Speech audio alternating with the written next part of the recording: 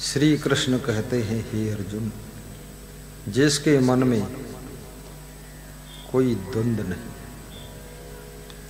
राग द्वेष, हर्ष शोक, मिलन बिछुड़न, संयोग वियोग, अमीरी गरीबी का द्वंद्व नहीं, जिसका मन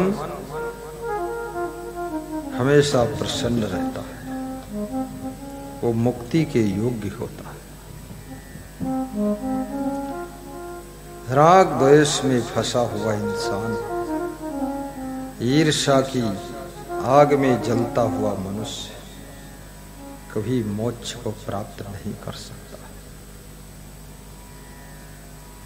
राग द्वेष वियुक्त विषयान इंद्रियैश्चरन् आत्मवशैर् विधे आत्मा प्रसादम अधिगच्छति। श्री कृष्ण कहते, अर्जुन, राग द्वेष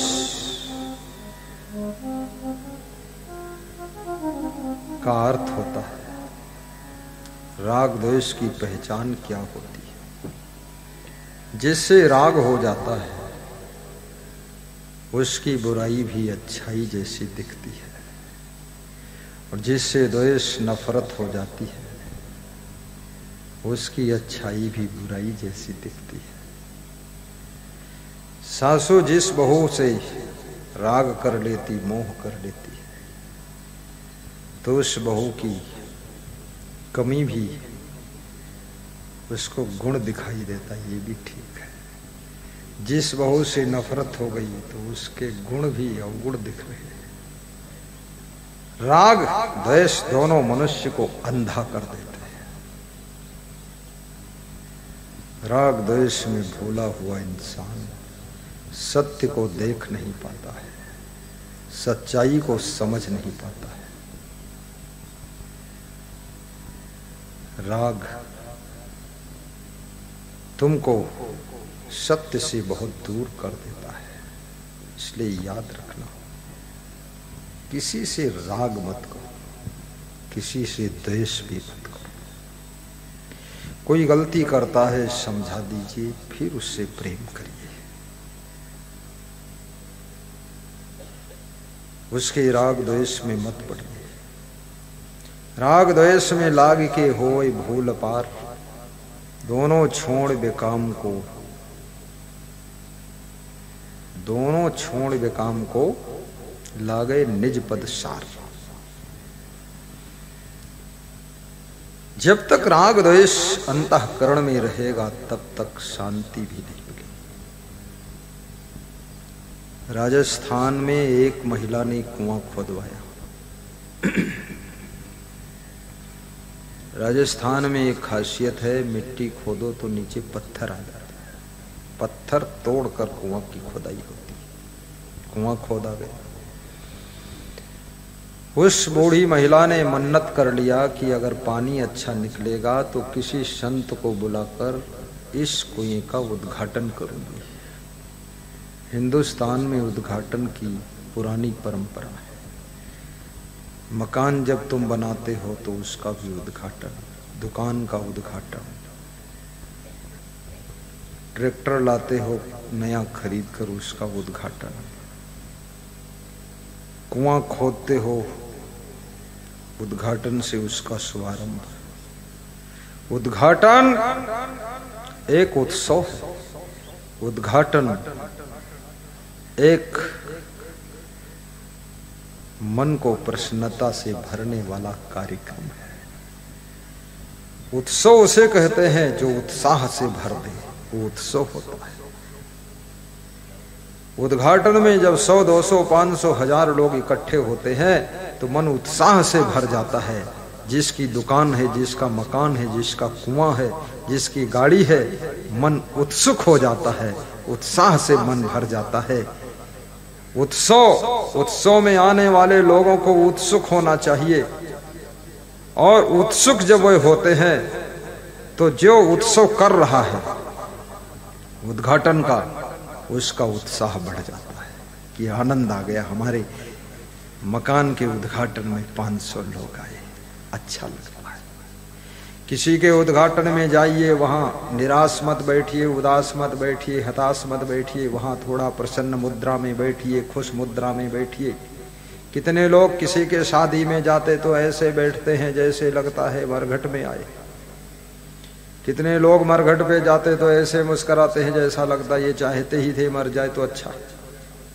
अरे ये भी ज्ञान नहीं है, कहाँ हंसना, कहाँ मुस्कुराना, कहाँ शांत रहना, कहाँ खुश रहना है। इतना बुद्धू आदमी है।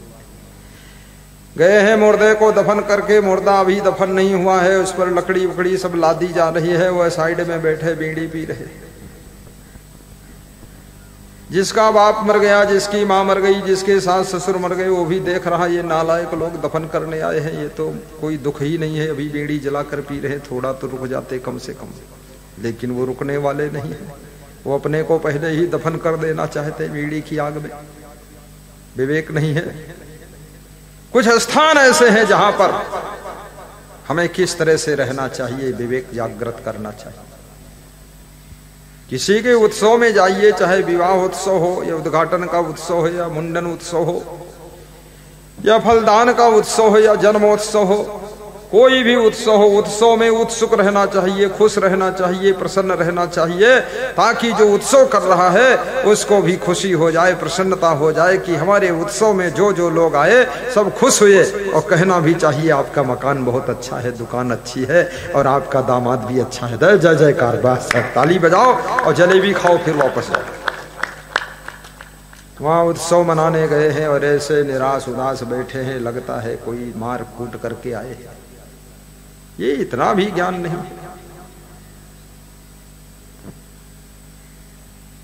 हंसो मुस्कुराओ। किसी के मृत्यु के समाचार में जाइए, मृत्यु में वहां खुश मत होइए, उदास होइए, दुखी होइए। थोड़ा दुख में दुखी होने से दुख बढ़ जाता है, कम हो जाता है, आदमी का मन हो जाता हमारे साथ में सभी लोग सहयोग कर रहे हैं। ये सब बहुत विवेक की बातें हैं, समझना चाहिए। तो उस महिला ने मन्नत किया। क्या मन्नत किया? कि कुएं में अगर अच्छा पानी निकलेगा तो मैं कोई साधु के हाथ से कुएं का उद्घाटन करूंगा। और साधु संत उद्घाटन करने को पा जाए वो भी बहुत खुश होता है। और नेता तो उद्घाटन करने में बड़ा डॉक्टर होता है।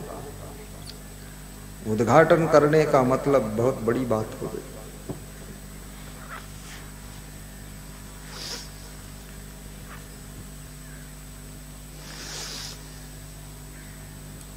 उद्घाटन समारोह का समय निकट आ रहा है। वो महिला किसी साधु को ढूंढ रही है।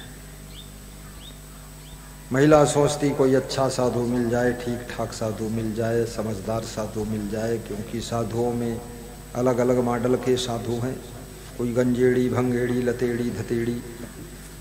तो एक ऐसा साधु, ठीक ठाक साधु ढूंढो। साधुओं में भी अलग अलग क्वालिटी है। इसीलिए तो राम फूल मीणा ने नेपाल बॉर्डर से ढूंढा, खोज किया कि चलो उधर नेपाल तरफ। और मेरा कन्नौज में कार्यक्रम था, वहां आ गए। मछरैया गांव में मिल गए भरतलाल, कुलदीप और ये।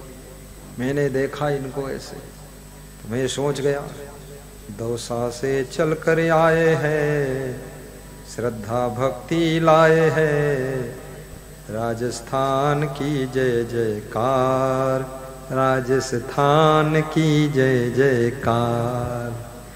गुरुदेव करो स्वीकार, राजस्थान की जय जयकार।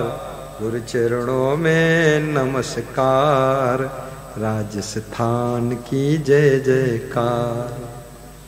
उनको देखते ही मैंने पहचान लिया, कोई महान भक्त आया। अपने भंडारे में खिलाया, अपने यहाँ सुलाया, अपने साथ रखा।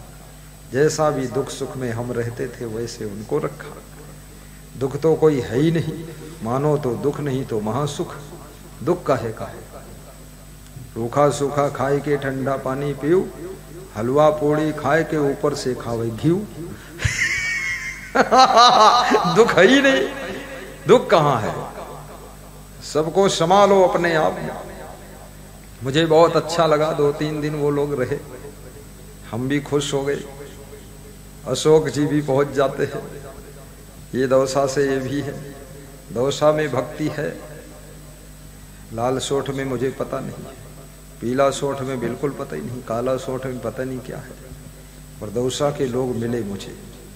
दौसा में बांदी कोई में भी भक्ति है। दौसा के एक भक्त अभी आए थे, बैठे हैं, खड़े हो, कह रहे थे मैं आपको पधरौनी ले जाऊंगा, 2 घंटे के लिए ले जाऊंगा।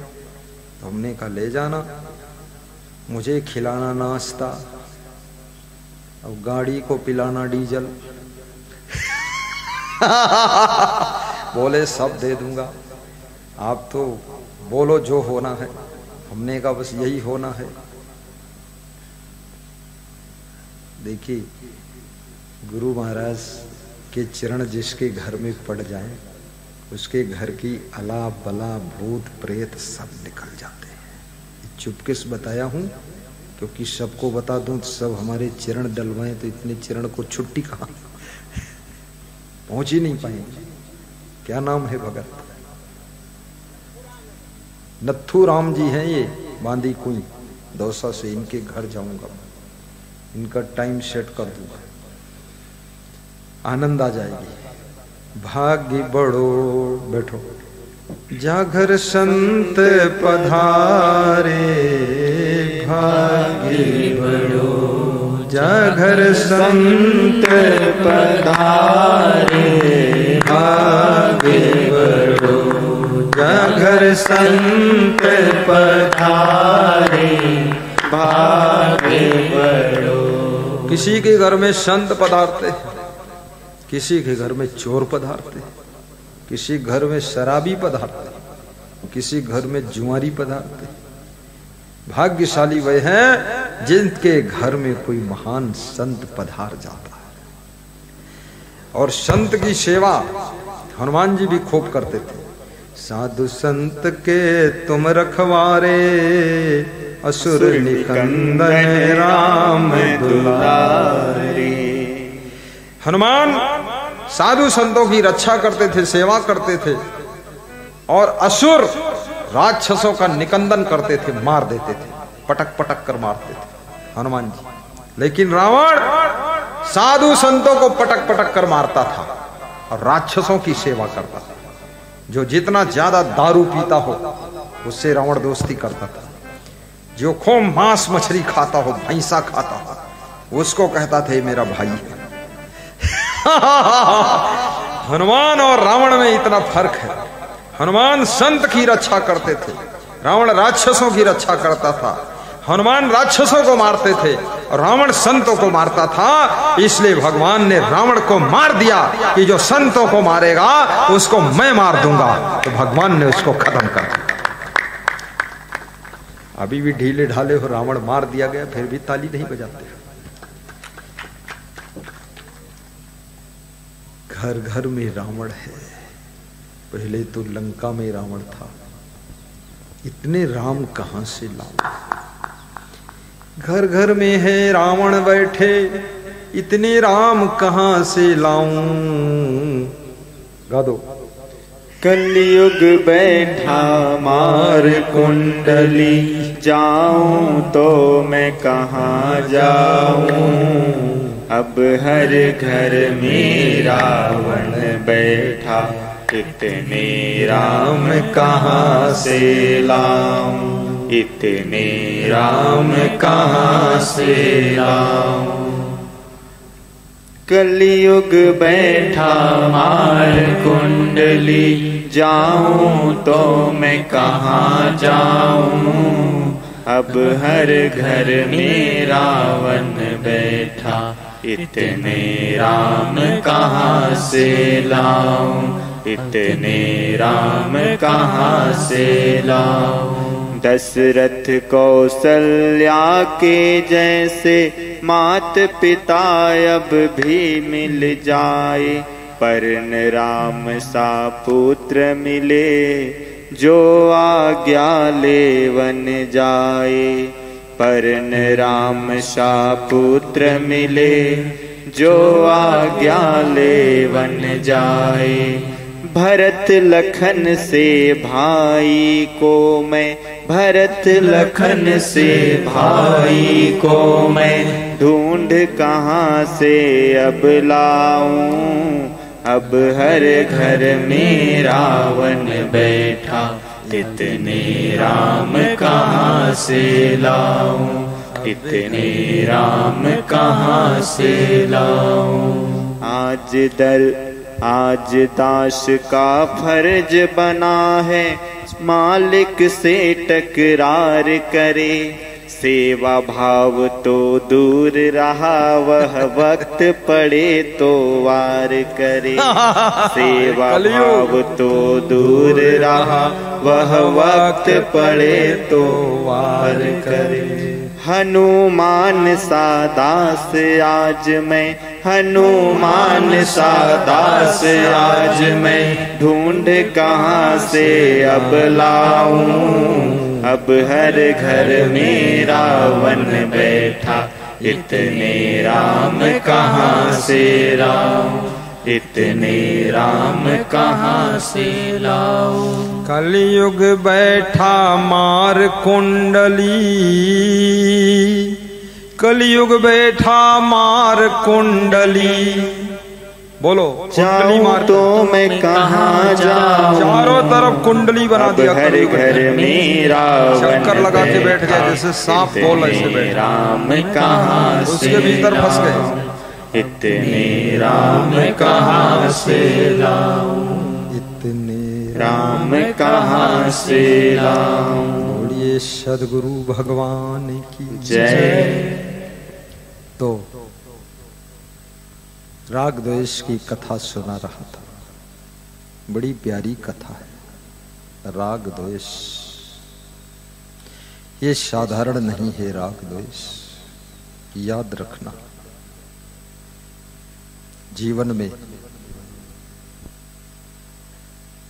जहां जहां राग है वो मीठा बंधन है, जहां जहां द्वेष है कड़वा बंधन है। उस बूढ़ी माँ ने सोचा कि कुएं का उद्घाटन